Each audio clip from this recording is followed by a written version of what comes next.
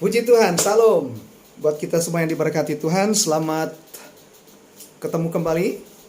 Hari ini kita sama-sama bisa menikmati kebaikan Tuhan dan kita sama-sama mau sharing firman Tuhan. Tapi sebelumnya, Bapak ingin ajak kita semua untuk berdoa, untuk menerima kebenaran firman Tuhan. Mari kita berdoa. Bapa yang kami kenal dalam nama Tuhan Yesus Kristus, terima kasih buat hari ini. Kesempatan baik bagi kami yang Allah beri bagi kami Tuhan, untuk kami bisa masuk di dalam persekutuan, di dalam ibadat DBS kami Tuhan hari ini. Baik anak-anak-Mu, dimanapun mereka berada, baik mereka yang bekerja atau mereka yang lagi tidak bekerja, Tuhan memberkati. Terlebih buat hari ini Tuhan, buat pagi ini, buat malam ini juga Bapa nanti. Biarlah setiap anak-anak-Mu semakin hari semakin setia, semakin hari semakin kuat di dalam Engkau. Waktu mereka mendengarkan firman Allah, waktu mereka mendengarkan sharing ini Tuhan, mereka terus dibawa untuk lebih kuat di dalam Engkau, untuk lebih lagi setia di dalam Engkau. Karena kami tahu waktunya Tuhan tidak lama lagi. Waktu itu waktu yang sangat indah banget, waktu kami bisa bertemu dengan Engkau Tuhan. Sekaranglah saatnya kami ingin belajar untuk kebenaran firman Allah. Kami mau belajar sejak kami masa muda ini Tuhan, untuk lebih lagi setia di dalam Engkau. Karena kami tahu upah menanti dalam hidup kami Tuhan kelak. Terima kasih Bapa, urapi hamba-Mu dengan kuasa yang sama. Setiap umat Allah juga diurapi, dan kami menerima kebenaran firman Allah, satu dengan yang lain dikuatkan, diteguhkan.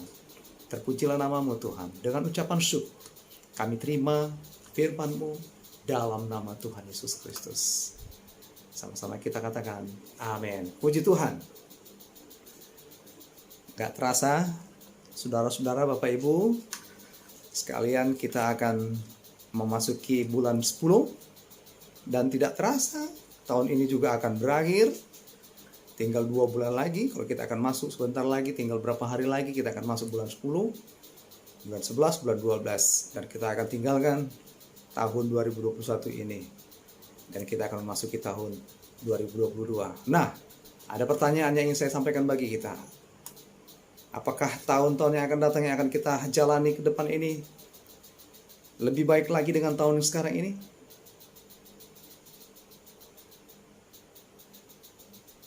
Sesungguhnya dunia ini tidak menjanjikan. Dunia ini hanya tempat numpang kita sementara. Apapun yang akan kita hadapi tahun yang akan depan atau tahun-tahun yang akan datang, tapi kita bersama dengan Tuhan, kita tidak goyah. Bersama dengan Tuhan, kita semangat. Bersama dengan Tuhan, kita akan melakukan perkara-perkara yang besar dan luar biasa. Sebab apa? Allah kita itu adalah Allah yang hebat. Allah kita itu adalah Allah yang hidup, bukan Allah yang mati. Allah yang hidup. Oleh sebab itu, Bapak Ibu Saudara sekalian, mari kita terus belajar untuk selalu ditempa, dibentuk oleh kebenaran firman Allah. Izinkan, relakan hatimu untuk dibentuk, diproses menjadi emas yang murni melalui kebenaran-kebenaran firman Allah. Yang dimanapun saudara berada, bisa mendengarkan, waktu mendengarkan hambanya, waktu mendengarkan Bapak dan Ibu Gembala, sharing firman Tuhan, ataupun melewat YouTube, ataupun melewat acara-acara yang lain, saudara semakin kuat di dalam Tuhan. Karena kebenaran firman Allah itu adalah hidup. Itu adalah Yesus sendiri. Oleh sebab itu, mari kita sama-sama mendengarkan firman Allah. Baik, Bapak Ibu, saudara-saudara sekalian, orang-orang muda yang diberkati, katakan amin. Amin, puji Tuhan. Saya ingin sharing tentang kata ihmat. Ihmat ini di dalam kalimat atau wahyu yang terakhir yang daripada Tuhan melalui hamba Tuhan Yohanes Rasul, ada dikatakan sama, dalam hal ini dibutuhkan ihmat. Nah, dalam hal apa? Dalam mengatasi, dalam lepas dari suatu masalah, dalam melakukan sesuatu hal, kita perlu hikmat. Nah, hikmat itu apa? Nah, saya ingin kita sharing bersama-sama. Yuk, kita akan baca sama-sama di dalam Amsal Sulaiman pasal yang pertama ayat yang ke-20. Nah, saya dapat istilah hikmat ini kopas, copy paste dari hamba Tuhan. Dikatakan seperti ini, hikmat itu adalah satu, kemampuan atau keterampilan untuk mengerjakan pekerjaan seni. Kita akan melihat di dalam Amsal pasal yang pertama ayat yang ke-20. Nasihat hikmat. Setiap kita anak-anak Tuhan yang mau diperbaharui perlu hikmat, perlu nasihat hikmat. Ayat yang 20, hikmat berseru nyaring di jalan-jalan, di lapangan-lapangan ia memperdengarkan suaranya. Sepertinya hikmat ini adalah suatu pribadi. Kalau kita melihat ayat ini ya, hikmat berseru nyaring di jalan-jalan, di lapangan-lapangan ia memperdengarkan suaranya. Sepertinya hikmat ini seorang pribadi, sesuatu pribadi. Dikatakan dia berseru, nyaring di jalan-jalan. Diibaratkan hikmat itu adalah seorang pribadi, seseorang atau pribadi. Ini berbicara sesuatu yang hidup. Hikmat itu adalah Allah itu sendiri. Allah adalah Allah yang penuh dengan kreasi. Allah itu adalah hikmat itu. Ia adalah memiliki kemampuan dan keterampilan untuk mengerjakan pekerjaan seni. Nah, waktu kita ada di jalan-jalan, maka hikmat itu akan berseru, nyaring dikatakan. Apa itu hikmat? Allah kita adalah Allah yang hidup. Allah kita yang kita sembah dalam nama Tuhan Yesus Kristus orang Nazaret itu adalah Allah yang kreatif. Bukan Allah yang mati, Allah yang hidup. Allah yang membentuk manusia pertama, yaitu Adam. Allah yang membentuk saudara dan saya sejak ada di dalam kandungan. Kreatif, Allah yang membentuk jagat raya ini. Dengan perkataan firman. Dengan firman dia berkata, jadilah bulan, jadilah bintang, jadilah cakrawala, jadilah benda-benda langit. Dia hanya berfirman. Boleh saya katakan Allah itu adalah seorang maestro pelukis. Boleh saya katakan Allah itu adalah seorang maestro perancang. Pembuat sesuatu yang sangat luar biasa sekali. Yang tidak dapat dibandingkan dengan apapun yang ada di dunia dan yang ada di mana-mana tempat. Allah kita itu adalah Allah yang kreatif. Allah yang memiliki alat seni. Setiap kita adalah karena kita orang-orang yang ditebus oleh darah Yesus, maka kita memiliki DNA, dikatakan DNA seni. Tidak ada orang yang gak suka dengan kesenian. Bohong kalau orang tidak mau dengar musik. Sangat bohong, impossible, tidak mungkin orang itu tidak suka dengan musik. Coba perhatikan saudara. Kalau dia mendengarkan suatu musik, ada saja bagian tubuhnya yang bergerak. Entah tangan yang bergerak, entah badan yang bergerak, entah matanya yang bergerak, dan seluruh organ tubuhnya yang lain mungkin bergerak. Artinya bahwa manusia itu adalah manusia seni. Amat terlebih saudara dan saya, kita yang ada di dalam Kristus, kita memiliki DNA orang-orang yang memiliki seni. Jadi saudaraku, Allah itu adalah Allah yang kreatif, yang membentuk segala sesuatu hanya dengan berfirman. Jadi artinya kalau kita mau melihat hikmat Tuhan itu, nggak perlu susah. Saudara dan saya ada di sekeliling kita. Karya Tuhan itu ada di sekeliling kita. Waktu kita berjalan di tengah laut, kita akan melihat betapa luasnya laut itu. Ombak berkejar-kejaran. Kita lihat awan, gemawan yang berkejar-kejaran. Disitulah hikmat Tuhan. Allah itu adalah Allah pelukis. Allah itu adalah Allah yang kreatif. Nah, waktu kita melihat hikmat Tuhan di sekeliling kita, maka akan keluar kata-kata pujian, syukur lewat mulut bibir kita yang mengagungkan nama Tuhan, yang memuliakan nama Tuhan Yesus Kristus. Itulah yang dikatakan hikmat, yaitu kemampuan dan keterampilan untuk mengerjakan pekerjaan seni. Jadi saudaraku, kalau saudara memiliki, setiap kita memiliki seni, potensi dalam diri kita itu, setiap kita memiliki potensi yang sebenarnya ada di dalam bagian dalam lubuk hati kita, bagian hidup kita. Ya, ini yang harus digali. Itulah seni itu yang harus dikeluarkan. Kita bisa memuji Tuhan. Kita menciptakan lukisan-lukisan yang indah. Makanya orang dikatakan orang yang berseni. Jadi saudaraku, kalau Allah kita adalah Allah yang kreatif, Allah yang memiliki seni, maka saudara dan saya juga harus juga memiliki hidup seni. Jadi kalau orang yang hidupnya ada di dalam seni, dia tidak akan susah, saudaraku. Hidupnya penuh dengan puji-pujian, seni suara. Ya, amin, saudaraku. Kalau malas-malas kita untuk memuji Tuhan, maka yang datang adalah masalah, persoalan, kita tidak bisa mengatasi masalah itu. Makanya saudaraku, hati yang gembira adalah obat yang manjur. Jadi kalau semangat yang patah itu akan mengeringkan tulang. Oleh sebab itu saudara-saudaraku yang saya kasihi, Bapak Ibu, teman-teman semua yang diberkati Tuhan, mari. Kalau Anda dan saya memiliki DNA musik, DNA seni dalam hidup ini, ayo ciptakan dalam hidup kita di mana-mana kita berada. Jangan malas untuk memuji Tuhan. Jangan malas untuk menyembah Tuhan.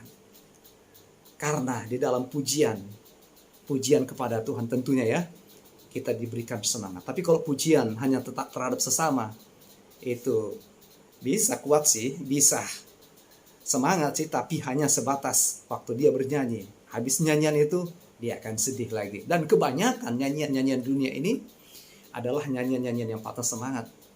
Nyanyian-nyanyian sentimental, nyanyian-nyanyian yang hanya menjurus kepada hubungan secara manusia. Tapi kalau kita banyak memuji dan memuliakan Tuhan, kita bisa memuliakan Allah, kita bisa dimuliakan Tuhan, dan kita bisa disenangi oleh banyak orang. Puji Tuhan. Yang kedua, hikmat itu merupakan suatu kemampuan untuk memahami dan mengatasi masalah-masalah kehidupan sehari-hari. Jadi saudaraku, hidup kita ini sangat rentan dengan masalah. Artinya, hidup kita ini enggak lepas dari masalah dan persoalan. Orang muda masalahnya ada di bagian orang muda. Kalau dia sudah muda, sudah berumur, sudah mulai dia beranjak 24, 22, 23, 24, dia akan takut. Masalahnya ada, nggak punya pacar. Ini jadi masalah juga ya kan. Sudah 30 lebih takut lagi. Aku akan menikah nggak? Aku akan menikah nggak? Waduh. Tapi jangan takut saudara ya. Allah punya rencana, Allah punya plan yang sangat luar biasa bagi saudara. Kita bisa mengatasi, keluar dari masalah, keluar dari persoalan. Karena kita tahu hikmat itu Tuhan itu sendiri yang akan menolong saudara dan saya bisa mengatasi. Karena kita diberikan kemampuan untuk memahami dan mengatasi masalah-masalah kehidupan kita sehari-hari. Jadi kita perlu hikmat. Ayat yang seterusnya dikatakan, di lapangan-lapangan ia memperdengarkan suaranya. Ayat 21, di atas tembok-tembok ia berseru-seru. Waduh, seorang pribadi ini berseru-seru di atas tembok-tembok. Dia akan berkata, hai manusia, ini aku bisa menghancurkan segala tembok-tembok masalah dalam hidupmu. Haleluya. Jadi saudara, tembok-tembok apa yang ada dalam hidup kita hari-hari ini? Buat teman-teman yang kerja, tembok masalah apa yang ada dalam hidupmu? Keluargamu yang ada di Indonesia perlu sokongan material yang hari-hari ini banyak problem. Perlu hikmat Tuhan tentunya ya kan. Perlu hikmat Allah tentunya. Anda bisa diberikan kemampuan untuk mengatasi masalah seperti finansial ini. Haleluya, puji Tuhan. Apalagi masalah dalam hidup saudara. Mungkin hubungan saudara dengan yang lain, teman sesama teman yang hari-hari ini nggak kompak gitu ya. Dulunya kompak banget. dulunya, wih, kemana aja selalu lengket seperti perangko gitu ya kan. Nggak bisa dipisahkan oleh apapun. Tapi karena suatu masalah, hanya masalah kecil saja, jadi renggang. Hubungan jauh, tidak ada ngomongan lagi. Oh, hati-hati kawan-kawan semua, hati-hati teman-teman. Ini bisa membuat iblis Adam bertengger di dalam hatimu. Kepahitan itu ada di dalam hatimu.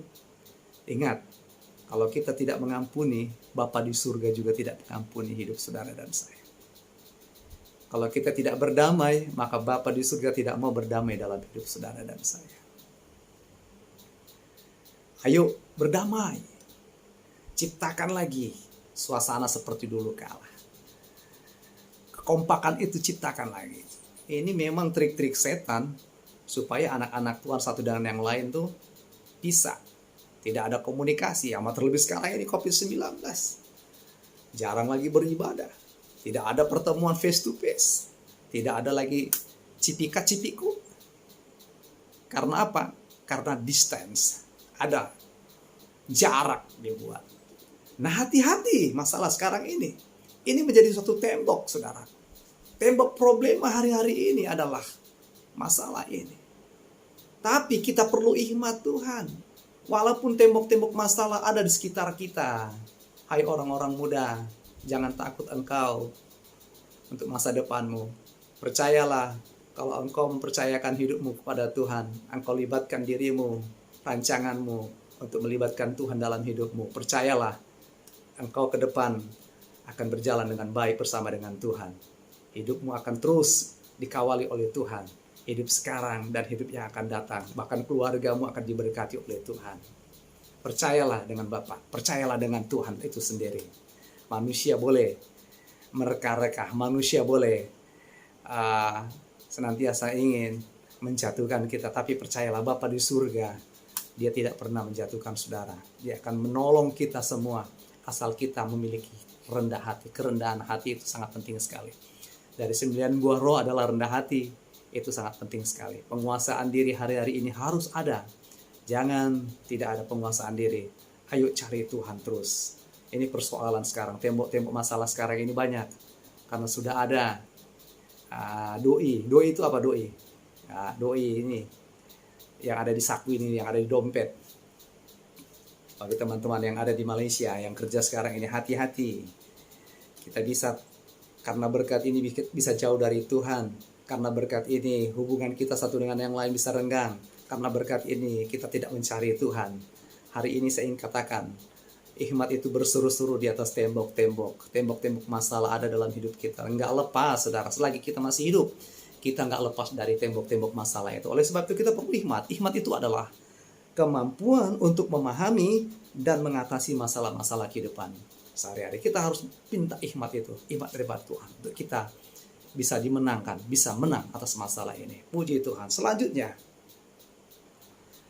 berapa lama lagi hai orang-orang yang tak berpengalaman? Memang kita ini adalah orang-orang yang tidak berpengalaman. Ada suatu istilah peribahasa, katakan. Istilah peribahasa, boleh peribahasa. Pengalaman adalah guru yang baik. Pengalaman adalah guru yang baik artinya apa? Kita ini belajar dari pengalaman-pengalaman kita yang lalu. Kita belajar dari kegagalan-kegagalan yang lalu. Kita belajar dari kejatuhan-kejatuhan yang lalu. Supaya kita enggak lagi jatuh kepada masalah-masalah yang seperti yang dahulu. Enggak lagi kita mengingat-ingat masalah-masalah yang lalu. Kita kurang berpengalaman. Kita enggak mau belajar kepada pengalaman. Yang ketiga, hikmat adalah cara pandang dan cara hidup yang secara moral benar. Nah ini, jadi kita perlu hikmat di dalam ini, saudaraku. Kalau kita tahu kita kurang berpengalaman, maka kita harus belajar kepada pengalaman hidup kita. Kita belajar kepada Tuhan itu sendiri yang memiliki hikmat. Sehingga kita bisa, cara pandang kita itu, dan cara hidup kita itu yang secara moral benar. Moral. ada di dalam jiwa kita, mental kita. Kalau mental kita rusak, maka moral kita akan rusak. Ini yang perlu, jiwa ini juga saudaraku harus belajar. Bukan hanya setahap hanya sampai jiwa, tapi masuk ke dalam roh.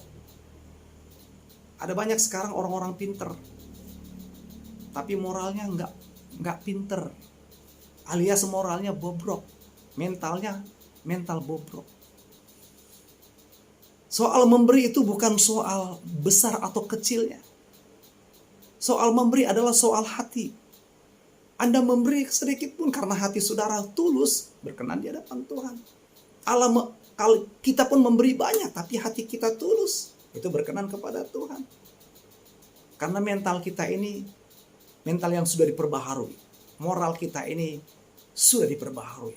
Moral yang benar.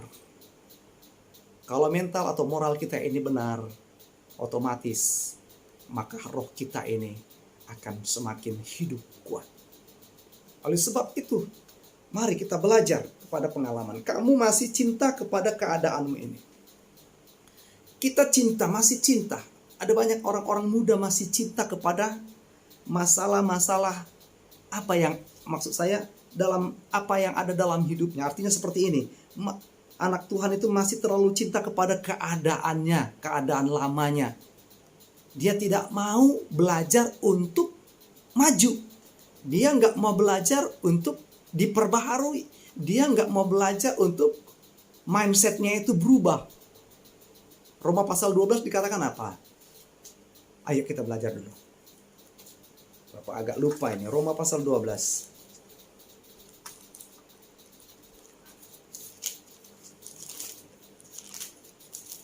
Puji Tuhan ya. Buat teman-teman semua, semangat, amin. Walaupun pulang kerja, tetap semangat. Roma pasal 12 ayat 1. Karena itu saudara-saudara, demi kemurahan Allah aku menasihati kamu supaya kamu mempersembahkan tubuhmu sebagai persembahan yang hidup, yang kudus dan yang berkenan kepada Allah. Itu adalah ibadahmu yang sejati. Janganlah kamu menjadi serupa dengan dunia ini, tetapi berubahlah oleh pembaharuan budimu, sehingga kamu dapat membedakan manakah yang kehendak Allah, apa yang baik dan yang berkenan kepada Allah, dan yang sempurna. Coba tolong garis bawahi dikatakan, janganlah kamu menjadi serupa dengan dunia ini, tetapi berubahlah oleh pembaharuan budimu. Artinya apa? Tuhan ingin berkehendak kita itu terus mengalami perubahan ke arah Kristus tentunya.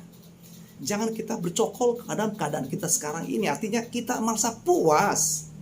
Ada banyak kita, saudaraku, nggak ngerti tentang firman Tuhan.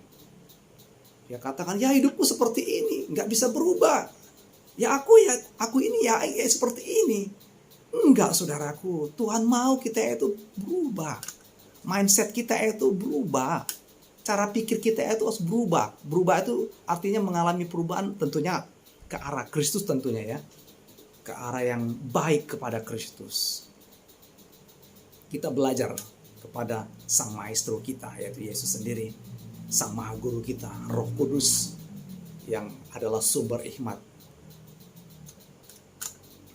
Seterusnya dikatakan, berpalinglah kamu kepada teguranku. Amin.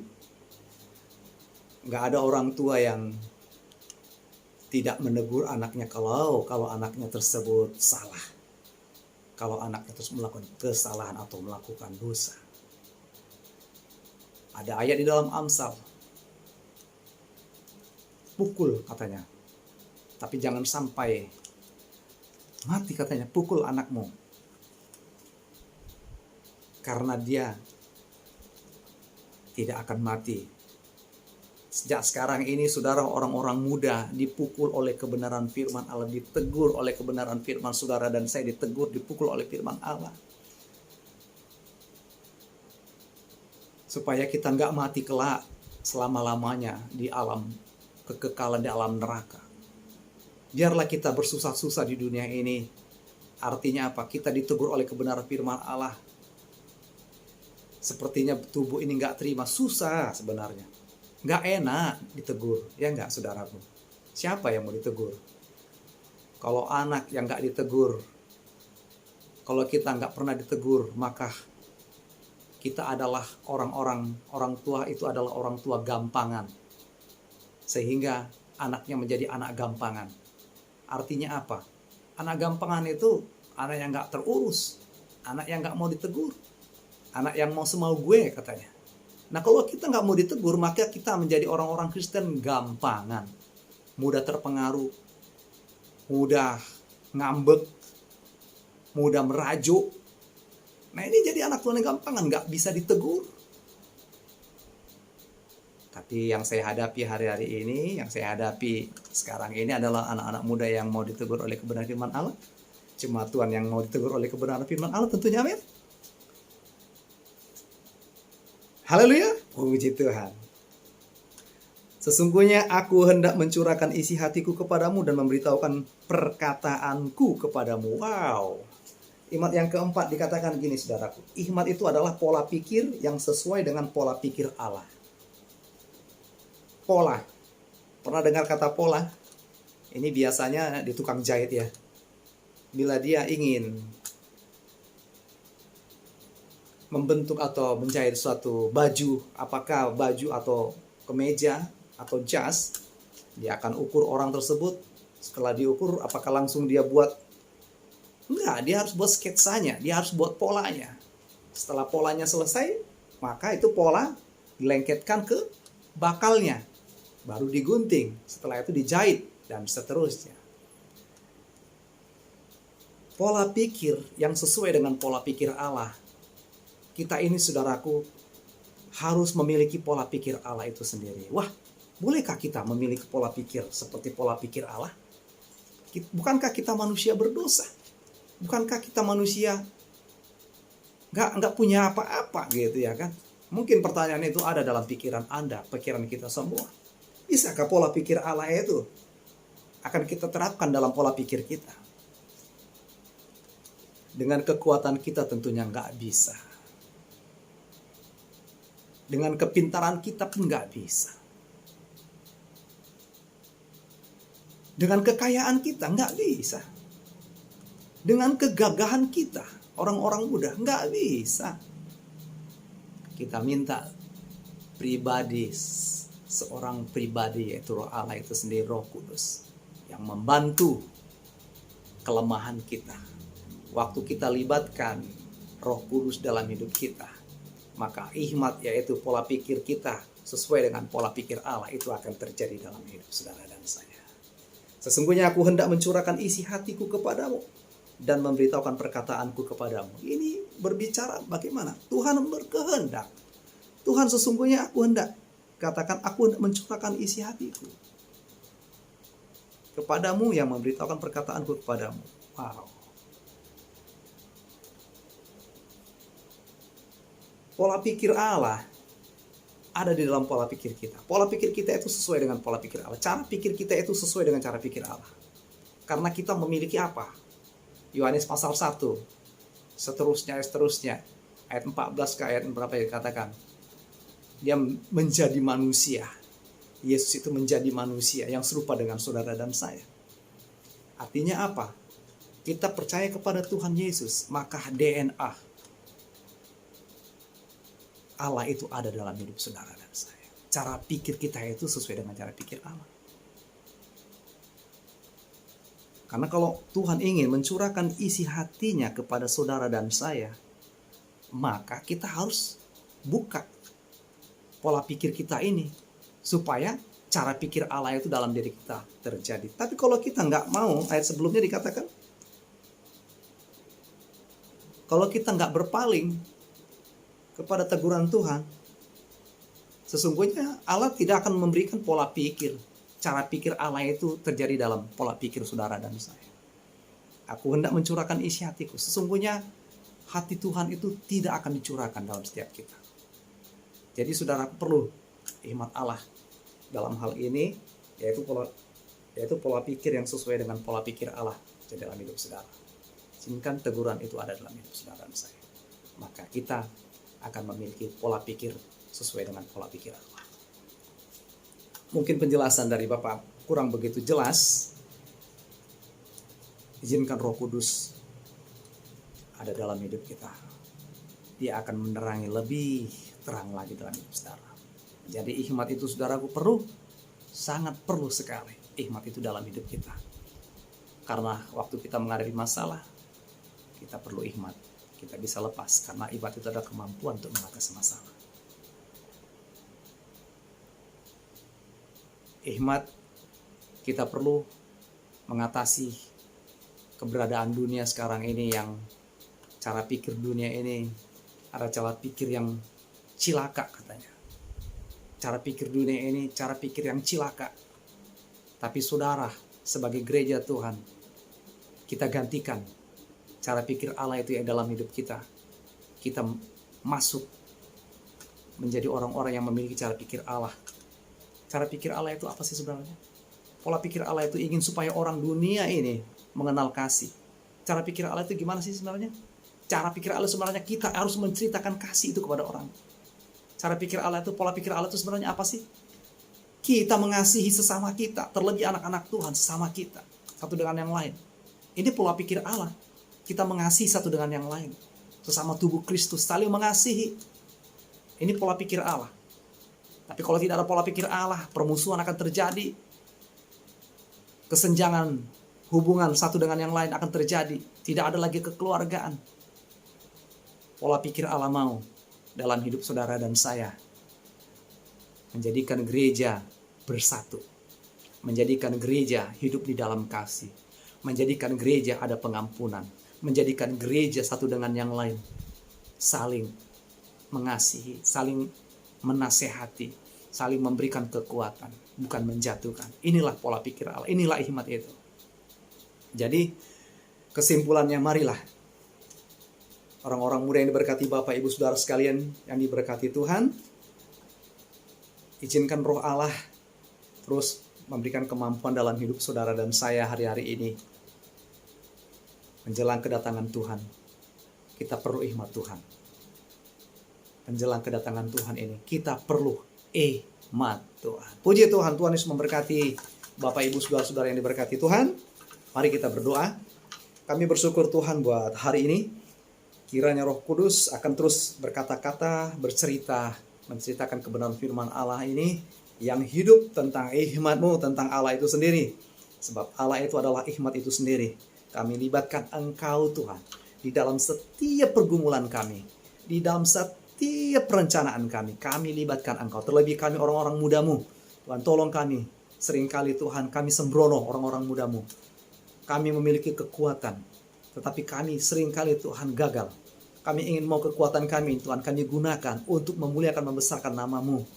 Kami perlu hikmat Tuhan. Kami orang-orang tua-Mu Tuhan.